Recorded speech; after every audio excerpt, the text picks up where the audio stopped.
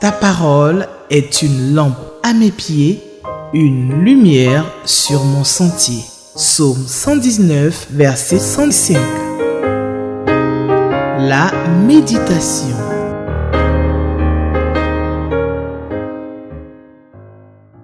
Chers téléspectateurs de Espérance TV, bonjour. C'est avec un plaisir renouvelé que je vous retrouve en ce jour pour que nous puissions déguster ensemble ce plat succulent qu'est la parole de Dieu.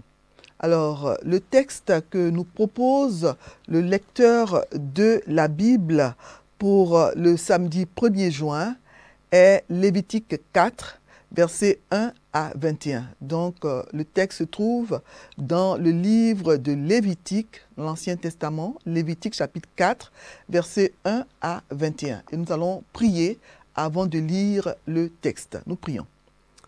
Seigneur, nous te disons merci parce que tu nous donnes de pouvoir plonger nos regards dans ta parole. Seigneur, nous désirons t'écouter nous parler. Nous prions, Seigneur, que tu disposes nos entendements, tu disposes nos oreilles, nos cœurs, nos êtres tout entiers, que ta parole tombe sur des terres fertiles sur lesquelles elle pourra porter des fruits évidents aux yeux de tous. Bénis ce moment, Seigneur, et parle-nous à travers ta parole au nom de Jésus. Amen. Voilà, donc le texte proposé par le lecteur de la Bible pour le samedi 1er juin 2024, samedi 1er juin 2024, donc, est Lévitique chapitre 4, versets 1 à 21. Donc, nous allons le lire. Lévitique, c'est le 3e livre de la Bible. Lévitique 4, 1 à 21. L'Éternel parla à Moïse et dit, « Parle aux enfants d'Israël et dis, lorsque quelqu'un péchera involontairement contre l'un des commandements de l'Éternel, en faisant des choses qui ne doivent point se faire, si c'est le sacrificateur ayant reçu l'onction qui a péché et a rendu par là le peuple coupable, il offrira à l'Éternel pour le péché qu'il a commis un jeune taureau sans défaut en sacrifice d'expiation. Il amènera le taureau à l'entrée de la tente d'assignation devant l'Éternel et il posera sa main sur la tête du taureau qu'il égorgera devant l'Éternel. Verset 5. Le sacrificateur ayant reçu l'onction prendra du sang du taureau et l'apportera dans la tente d'assignation. Il trempera son doigt dans le sang et il en fera 7 fois l'aspersion devant l'Éternel en face du voile du sanctuaire. Le sacrificateur mettra du sang sur les cornes de l'autel, des parfums odoriférants qui est devant... verset 7. Le sacrificateur mettra du sang sur les cornes de l'autel des parfums odoriférants qui est devant l'Éternel dans la tente d'assignation, et il répandra tout le sang du taureau au pied de l'autel des holocaustes qui est à l'entrée de la tente d'assignation. Il enlèvera toute la graisse du taureau expiatoire, la graisse qui couvre les entrailles et toute celle qui y est attachée. Les 2 rognons et la graisse qui les entoure, qui couvre les flancs et le grand lobe du foie qu'il détachera près des rognons. Verset 10. Le sacrificateur enlèvera ces parties, comme on les enlève du taureau dans le sacrifice d'action de grâce, et il les brûlera sur l'autel des holocaustes. Mais la peau du taureau, toute sa chair, avec sa tête, ses jambes, ses entrailles et ses excréments, le taureau entier, il l'emportera hors du camp, dans un lieu pur où l'on jette les cendres, et il le brûlera au feu sur du bois. C'est sur le tas de cendres qu'il sera brûlé. Verset 13.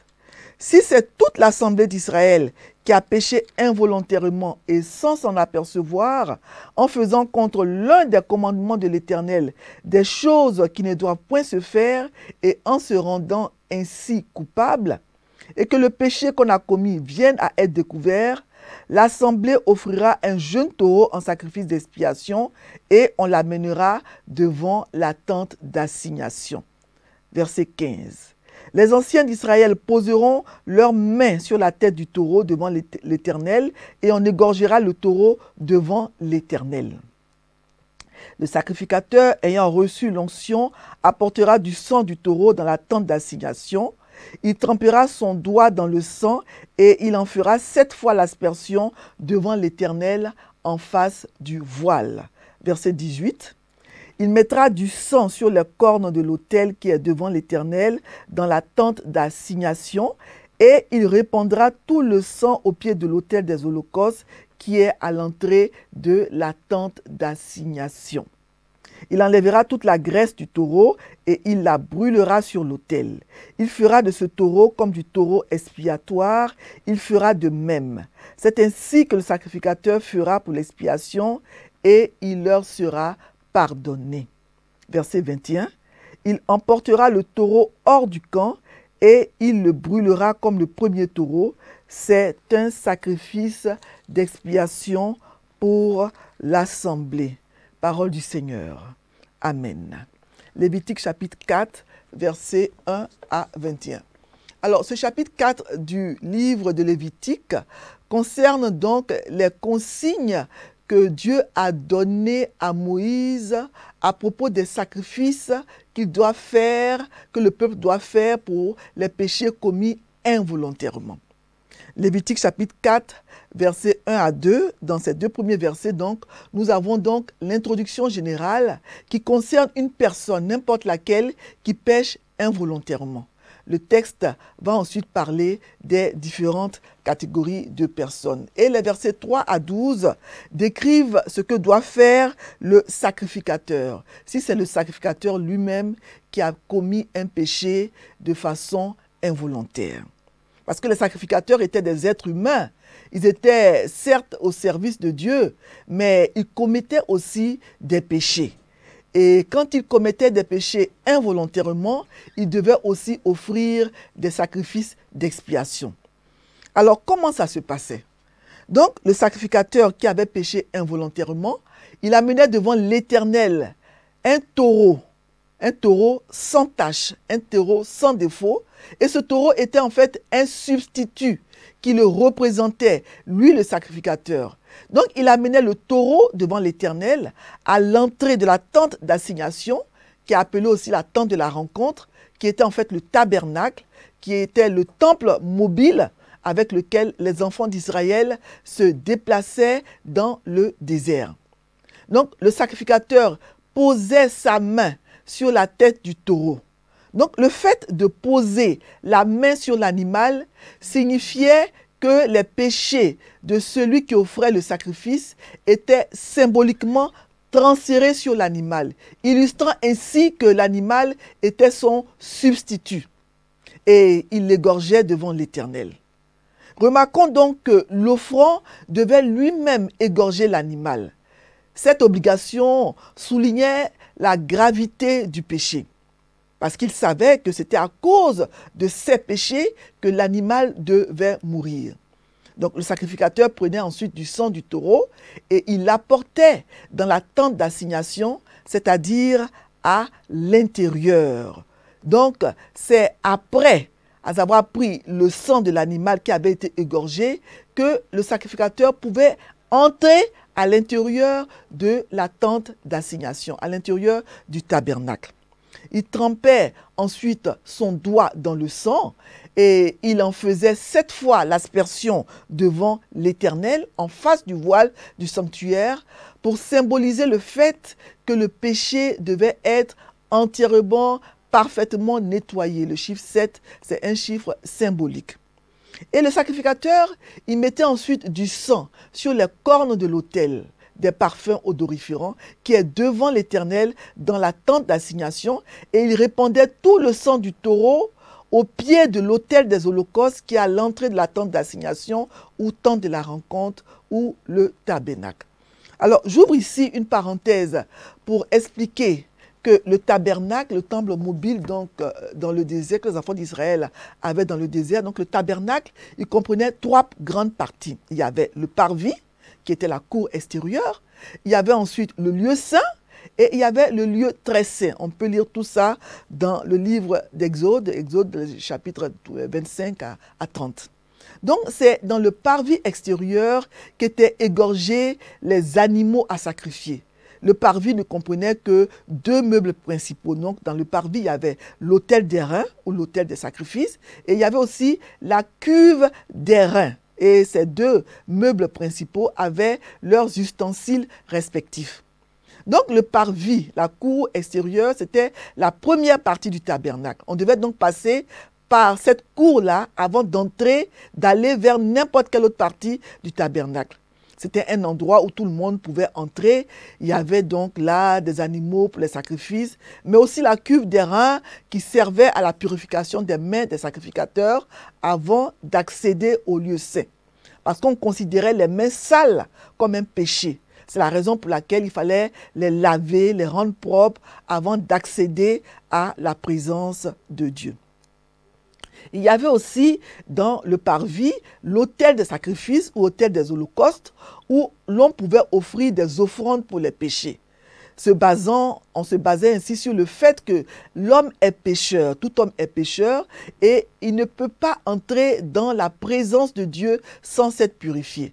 Donc, le sacrifice dans le parvis permettait aux sacrificateurs de se sanctifier avant d'entrer dans la présence de Dieu dans le lieu saint. Alors, le lieu saint, lui, il était exclusivement réservé aux sacrificateurs de la famille d'Aaron. Le lieu saint contenait la table des pains de proposition, le chandelier à 7 branches, ainsi que l'autel des parfums. Donc, tous les sacrificateurs avaient le droit d'entrer dans la présence de Dieu. Ils pouvaient y manger les choses saintes.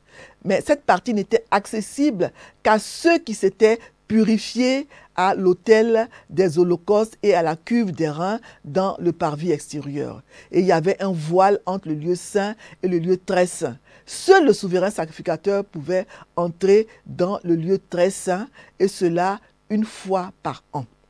Alors le lieu très saint, c'était la dernière partie du tabernacle. C'est là que se trouvait donc l'arche de l'alliance qui représentait, qui symbolisait la présence de Dieu. C'est ce qui fait donc qu'on qualifiait ce lieu de très saint. Donc le souverain sacrificateur seul avait la possibilité d'y entrer, et ce, 1 fois par an lors de l'expiation, selon Hébreux 9, 7. Cela veut dire qu'aucune autre personne que le souverain sacrificateur n'avait le droit d'entrer dans la plénitude de la présence de Dieu. Donc le sacrificateur, après avoir fait 7 fois l'aspersion du sang de l'animal en face du voile du sanctuaire, il prenait du sang qu'il mettait sur les cornes de l'autel des parfums qui se trouvait dans le lieu saint. Il enlevait donc toute la graisse du taureau expiatoire, la graisse qui couvre les entrailles et toute celle qui y est attachée, les 2 rognons et la graisse qui les entoure, qui couvre les flancs, et le grand lobe du foie qu'il détachait près des rognons. Donc, le sacrificateur enlevait ces parties, comme on les enlève du taureau dans le sacrifice d'action de grâce. Vous vous rappelez qu'on a vu le sacrifice d'action de grâce dans Lévitique 3. Et donc, il les brûlait sur l'autel des holocaustes qui se trouvait dans le parvis extérieur. La graisse représentait le meilleur de l'animal, selon Genèse 45, 18. L'offrant, celui qui offrait le sacrifice, offrait donc à Dieu le meilleur. Les parties intérieures du taureau, qui faisaient aussi partie du meilleur de l'animal, étaient brûlées par le feu. C'était un sacrifice qui honorait Dieu et il impliquait toujours l'offre du meilleur à l'Éternel et jamais les restants. Mais la peau du taureau, toute sa chair avec sa tête, ses jambes, ses entrailles, ses excréments, le taureau entier était emporté hors du camp dans un lieu pur où l'on jette des cendres et il était brûlé au feu sur du bois. C'est sur le tas de cendres qu'il était brûlé. Vous remarquez bien donc que ces parties avec le corps du taureau sont emportées hors du camp, en dehors de l'endroit où les enfants d'Israël campaient pour être brûlés. Parce qu'il s'agit ici d'un sacrifice d'expiation pour un sacrificateur qui a commis un péché involontairement. Certes, c'est vrai qu'il a commis le péché involontairement, mais il a commis un péché. Donc cela met en évidence le fait que Dieu, qui est 3 fois saint et qui siège dans le lieu très saint, ne peut pas avoir plutôt une communion quelconque avec le péché. Le péché était ainsi emporté hors du camp. Et les versets 13 à 21 décrivent donc ce qui doit être fait dans le cas où c'est toute l'assemblée d'Israël qui a péché, toujours involontairement et sans s'en apercevoir, en faisant donc contre l'un des commandements de l'Éternel des choses qui ne doivent point se faire. Donc même quand il a péché contre un seul commandement, il est coupable et il doit offrir donc un sacrifice d'expiation. Donc cette partie-là, les versets 13 à 21, énumère donc les consignes divines pour toute l'assemblée, l'ensemble du peuple d'Israël. Donc cette partie concerne les sacrifices de taureaux à offrir pour des péchés commis involontairement. Soulignons donc que les consignes données aux sacrificateurs se répètent tout au long de ce chapitre. Leur sens demeure identique, à moins de la présence d'une précision. Alors pourquoi cette répétition? Nous discernons donc que Dieu communique l'importance et le sérieux du péché et des sacrifices. Mais ici, la différence, la précision pour l'assemblée d'Israël est que ce sont les anciens d'Israël qui représentent l'ensemble du peuple qui vont poser leurs mains sur la tête du taureau. Beaucoup de gens, bien des personnes ne s'estiment pas coupables de leurs fautes inconscientes, les fautes commises de façon involontaire. Ils disent que Dieu ne peut pas leur reprocher leur ignorance et Dieu va tenir compte de leur bonne volonté. Si Dieu doit prévoir un sacrifice pour les péchés commis par erreur de façon involontaire, c'est la preuve que le pécheur, même s'il est ignorant, est coupable devant lui. D'ailleurs, nos lois ont la même rigueur. On dit que nul n'est censé ignorer la loi. Une infraction au code de la route, même involontaire, me fait encourir une contravention. Le roi David dit par exemple dans le psaume 19, 12, « Qui connaît ses égarements? Pardonne-moi ce que j'ignore. » Donc aux yeux du Dieu saint, le péché commis même involontairement demeure un péché. Et pour tout péché, il y a condamnation, il y a aussi sacrifice. Il a fallu la mort de Jésus à la croix pour effacer l'offense faite à Dieu par mes péchés, par tes péchés, volontaires ou non. Ceux dont je me souviens et ceux que j'ai oubliés depuis longtemps. Donc en posant sa main sur la tête de la victime, celui qui présentait la victime faisait passer son péché sur elle. Il reconnaissait donc qu'il était coupable et qu'il aurait dû mourir, mais que l'animal offert le remplaçait pour porter ce péché et mourir à sa place. La victime, avant d'être immolée, devait donc, dans la règle, recevoir l'imposition des mains du pécheur, accompagnée de la confession de la faute commise. Le coupable reconnaissait ainsi qu'il avait lui-même mérité la peine et le sang de la victime consacrée remplaçait le sien. Il faut noter que dans les cas des sacrifices d'expiation, la victime ne devait pas fournir, comme dans le sacrifice d'action de grâce, le principal aliment d'un repas complété par des offrandes. Dans le sacrifice pour le péché, la victime n'avait pas d'autre rôle que celui de porter le péché dont elle avait été chargée. Voilà pourquoi la victime devait être, sauf exception, brûlée hors du camp. C'est ce qu'a fait pour nous Jésus, notre parfait substitut. Relevons le fait que Jésus a été une offrande pour le péché sur la croix. Ésaïe 53 nous dit qu'il a plu à l'Éternel de le briser par la souffrance. Voilà. Et il n'a point connu de péché. Jésus était sans péché. Et Dieu l'a fait devenir péché pour nous, pour que nous puissions devenir en lui justice de Dieu. On lit ça dans 2 Corinthiens chapitre 5, 21. Précisons aussi que Christ n'a jamais personnellement commis un seul péché. Il est sans péché, selon 1 Pierre 2, 22. Donc, Jésus est devenu péché pour nous, dans le sens qu'il a porté notre péché sur lui-même alors qu'il était innocent. Notons aussi que le croyant peut certainement encore pécher dans l'ignorance et involontairement. Mais heureusement, le sang de Jésus est encore disponible pour tous ceux qui placent en lui leur foi. Nous devons vraiment remercier le Seigneur pour son œuvre sur la croix. Nous n'avons plus besoin d'offrir des sacrifices. Nous n'avons plus besoin de tuer des taureaux sans tache, des boucs, des agneaux. Parce que Jésus, le sacrifice parfait, a été offert sur la croix. Et son sang a coulé pour que nos péchés soient pardonner. Alors, le lecteur nous propose en ce jour 2 questions, la question 2 et la question 7, pour réfléchir sur le texte. Question 2, est-ce que ce passage m'apprend quelque chose sur Dieu le Père, Dieu le Fils, Dieu le Saint-Esprit? On peut juste retenir que Dieu a le péché en horreur. Quand on voit tous ces sacrifices qui doivent être faits, même quand on a péché involontairement, on est coupable devant le Seigneur. Donc, ça nous apprend que Dieu a le péché en horreur, quel qu'il soit, péché volontaire comme péché involontaire. Voilà. Et la question 7, c'est quelle vérité Dieu me révèle-t-il dans ce passage? Nous voyons donc que les sacrificateurs n'étaient pas sans péché dans l'ancienne alliance, parce que eux-mêmes devaient offrir des sacrifices pour leurs péchés. Verset 3. Si c'est le sacrificateur qui a reçu l'onction qui a péché, même s'il a reçu l'onction, il est pécheur. Donc, il n'était pas sans péché. Et c'est une vérité. C'est la grande différence avec le Seigneur Jésus, qui est le sacrificateur par excellence, qui n'a pas connu de péché. Et l'autre vérité qu'on peut retenir de ce texte, c'est que le péché doit être sanctionné. Le salaire du péché, c'est la mort. Le péché doit être sanctionné, quel qu'il soit. Donc retenons cela et avec ce texte, nous réalisons vraiment la gravité du péché. À quel point Dieu a le péché en horreur. Que le Seigneur nous aide à avoir nous aussi le péché en horreur et à vivre dans la sanctification. Alors je vais lire donc le commentaire proposé par le lecteur pour le samedi 1er juin 2024. Le thème, le titre que le lecteur donne à ce passage, c'est « Zéro impunité ». Aucune impunité pour le péché.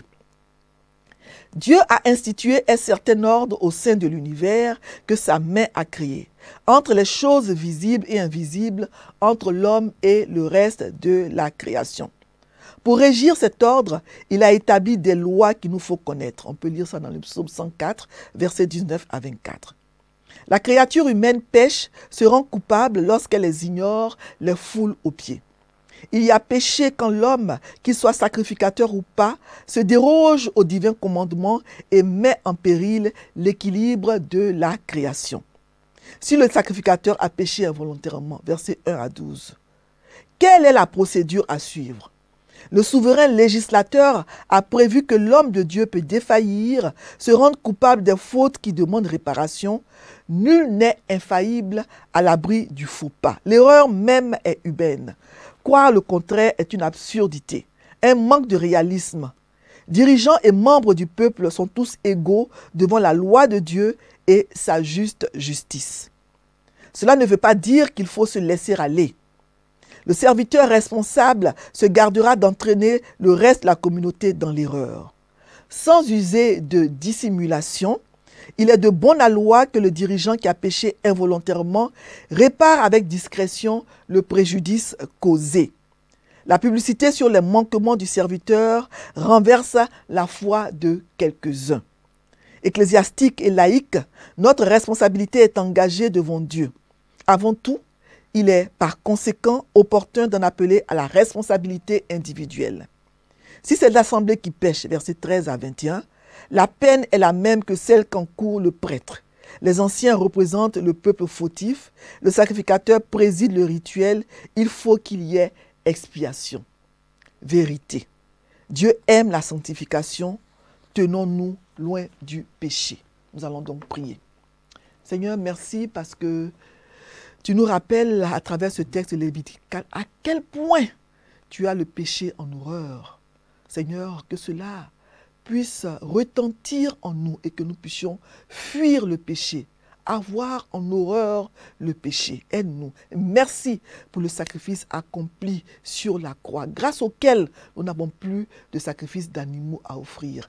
Béni sois-tu et aide-nous à vivre chaque jour dans la sanctification au nom de Jésus. Amen. Ta parole est une lampe à mes pieds, une lumière sur mon sentier. Psaume 119, verset 105. La méditation.